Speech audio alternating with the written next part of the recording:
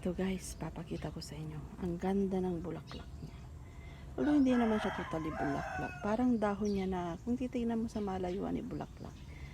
Doon sa mga nakakaalam kung ano yung pangalan niya, please comment down below. Thank you. Para malaman ko rin po kung anong pangalan. Ayan siya. Actually, hindi yan flower. Hindi ito flower guys. Dahon niya to na yung parang part na para magkaroon siya ng bulaklak. Ayan ang talagang bulaklak niya. Oh, diba guys, ang ganda. Sa malayuan, ayan ang itsura niya. Oh. Yung red parang bulaklak, pero dahon po talaga yan. Ito rin yung sama niya. Oh. Yung mga, ang ganda niyang tignan. Diba? Hindi ko alam kung anong pangalan. Ayan guys, ganda-ganda niya. Diba?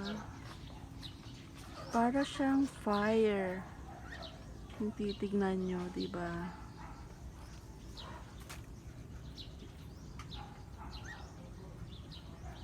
Ganda-gandang tignan. Nag-i-stand out siya lalo na pag sa malayo kasi red. Alam nyo naman ang kulay red, diba?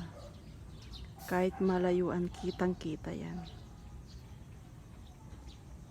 Ayan siya.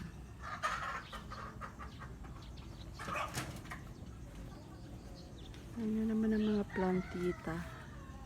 Nagagandahan talaga ako eh. Akala ko nung una dahon na niya yung red. Pero ano yan? Ay dahon.